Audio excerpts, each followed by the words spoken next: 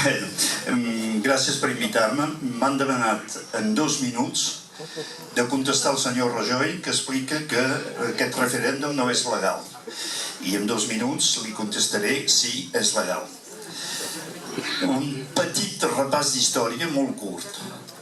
Recordeu que l'Estatut de Catalunya era previst que s'havia de renegociar periòdicament i que es va renegociar i que aquesta renegociació es va aprovar pel Parlament de Catalunya i per les Corts. En aquells moments no era el PP.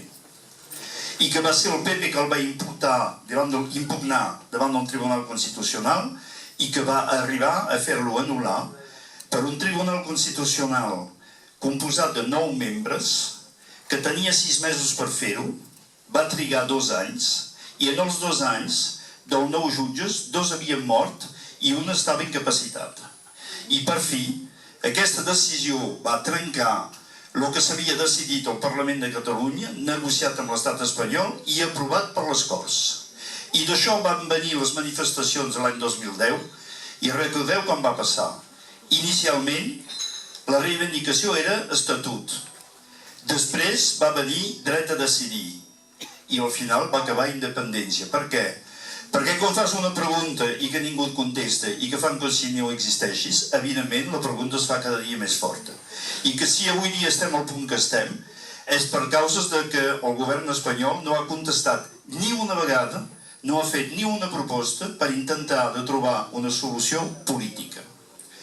Llavors, legal sí o no? El senyor Rajoy diu no és legal perquè no ho preveu la Constitució espanyola. I té raó. Per tant, Espanya és sol al món, no és membre de la Unió Europea i a la Unió Europea no hi ha referèndums, com ara el Kosovo en diversos països de l'Europa de l'Est, i això es va aprovar.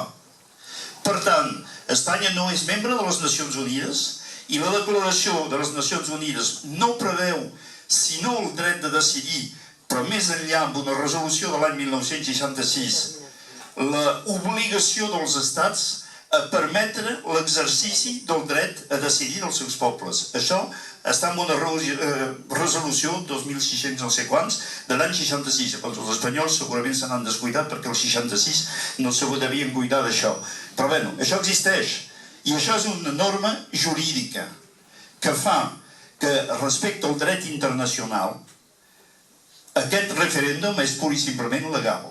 I això no ho dic pas jo.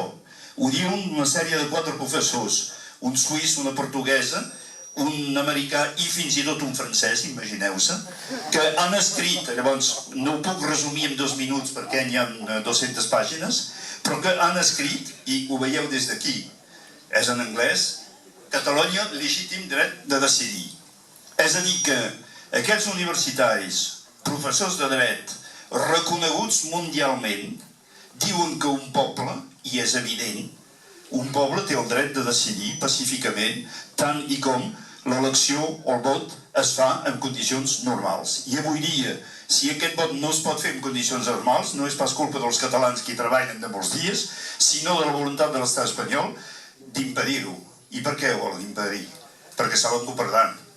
I és l'única raó que fa que passa tot això. I més enllà d'això, i ja he acabat perquè puc parlar 4 hores i us avorrireu, però més enllà d'això hi ha el fet del que està passant avui a Catalunya, el fet que s'hagin detingut funcionaris, el fet que s'hagin amenaçat alcaldes, elegits al poble, el fet que hi hagi una pressió cada dia més. Diuen que hi haurien 3 o 4.000 guàrdies civils que haurien de venir cap a Catalunya actualment.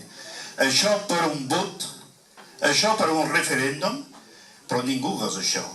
Potser ni tan sols a Corea del Nord gosarien això, perquè és un fet democràtic d'anar a portar la papereta i que impedir a gent legítimament d'anar a donar la seva opinió. Voleu que us digui? Jo crec que si hi ha un any el govern espanyol, el senyor Rajoy, haguessin dit bueno, intentem fer-ho i fem una propaganda normal, el que van fer els anglesos amb Escòcia, potser ni es guanyava el referèndum. Però avui dia segur que sí que es guanyarà. En tot cas farem el que podem per fer-ho. Gràcies.